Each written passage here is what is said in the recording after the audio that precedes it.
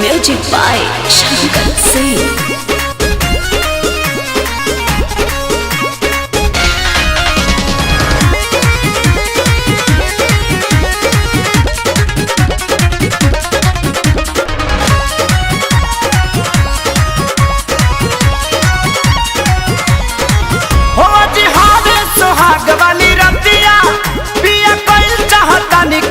बतिया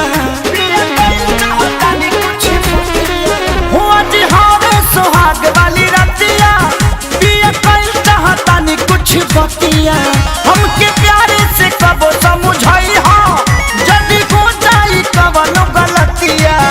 हम करी ले तने गोहारी हो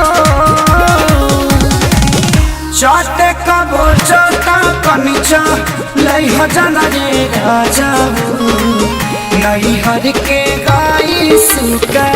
वार हो हाँ चाटे कबो चेता कनिचा लई हजाना रे राजा नहीं हर के गाई सुका वार हो।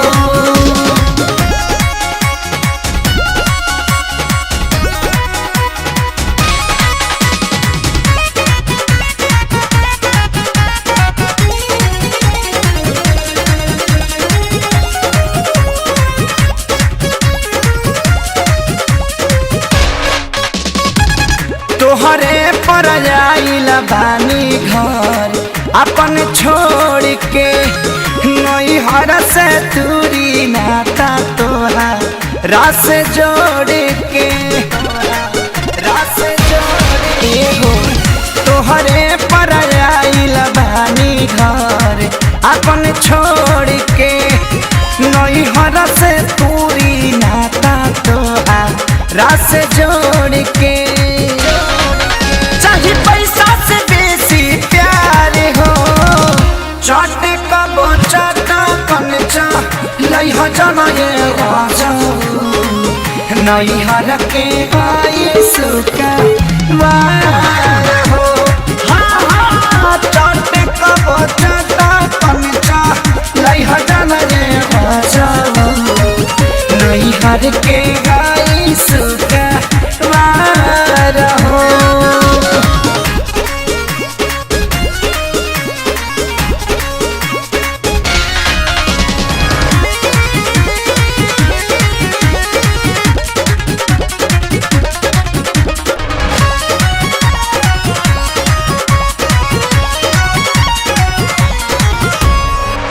पापा जी ना डटले कबो माँ न मरली छाती पर पत्थर धके हम के बिसरली हो पापा जी ना डटले कबो माँ न मरली छाती पर पत्थर धके हम के बिसरली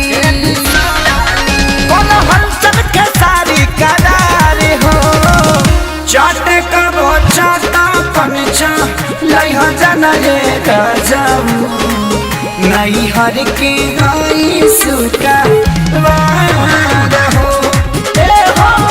चाटे कबो चाटा कनचा लई हो जाना रे राजा नहीं हर के